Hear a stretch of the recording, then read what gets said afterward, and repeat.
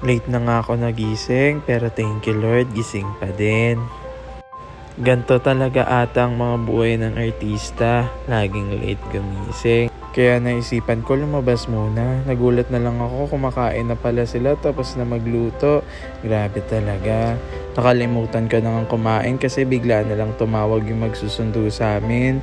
Ito kasi yung first day ng shooting kaya bawal malate kaya lahat kami nagmadali na. Okay, ma'am and sir, your tour guide body for today is si Kuya Joshua ho. So you are total of 26 people. So we provided you 2. Nakadating na nga kami sa lugar kung saan kami unang mag-shooting. Ito tinatawag nilang Secret Beach. Kasi nga excited na rin kaming makita ang isa naming guest na si Nadine Lustre. Kaya niyaya ko sila maligo kaso ayaw nila kasi daw mainit pa.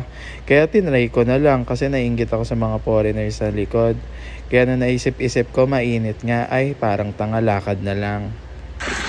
Tapos pumunta naman kami sa Coconut Road. Ito yung isa din sa mga sikat na tourist spot dito sa Siargao. Huwag niyo akong gayahin dyan, bawal yan. Huwag kayo maging papansin. Pagkatapos naman, dito naman kami sunod na pumunta kasi malapit lang sa Maasin River. Bigla nga akong nalungkot na nang narinig ko yung pangalang Maasin kasi bawal pala si mama dyan kasi di siya pwede sa asin. Nagulat nga ako na cliff diving pala to kaya naman nung nakita nila ako pinauna na agad nila ako. Nagkakagulo nga sila sa taas para magpa-picture pero hindi ko muna pinayagan kasi sabi ko gusto ko tumalon.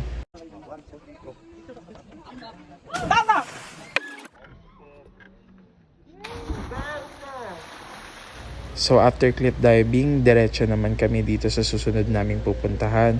Sobrang init na nga niyan kaya sobrang nagmamadali na ako para makasakay ng bangka. Tapos bigla akong nakilala ni kuya kaya kinawayan ko na lang. Ang bilis nga lang din ng biyahe namin, parang halos 30 minutes lang nandito na kami sa Sugbo, Lagoon.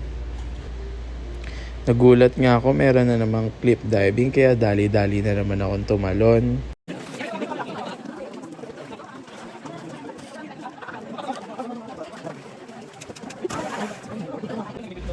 At tumalon. Ang bilisan. Utang na ako hagala ko eh.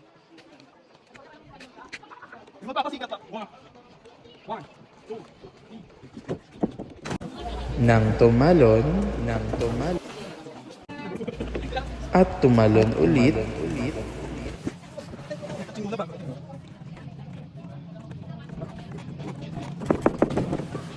Kaya naman nakaramdam na ako ng pagod at nagpahinga. Ay, hirap maging artista. May kasama din pala akong artista na si Barbie Fortesa. Pagkatapos ko nga tumalon-talon, diretso na naman kami sa huli naming pupuntahan. Medyo pagod na nga kaming lahat. Ito nga yung last naming mapupuntahan, ang Mapupungko Beach at kasama ko si Alden at si Maine.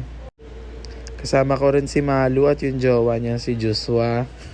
Pagdating nga namin, pinagkaguluhan agad kami kaya lakad kami ng mabilis. Ako na nga lang pumunta dito mag-isa kasi pagod na yung mga nanay tsaka tatay kong kasama. Habang nagpapalutang nga ako, iniisip ko yung 3,000 ko, 2,500 na lang pala. Kaya nag-iya na lang akong umuwi. Pagod na rin kasi talaga yung mga kasama kong artista. Nakakapagod yung per set, grabe si Direk. Pagdating namin sa villa, bigla kong niyaya si Barbie Fortesa na mag-swimming muna kami para magpainit ng katawan kasi nga warm yung water dito. Buti na lang talaga pumayag yung manager ni Barbie kasi may kasama ako. Tapos biglang napag-usapan namin si Sammy kasi yung Sammy daw may amoy. Good.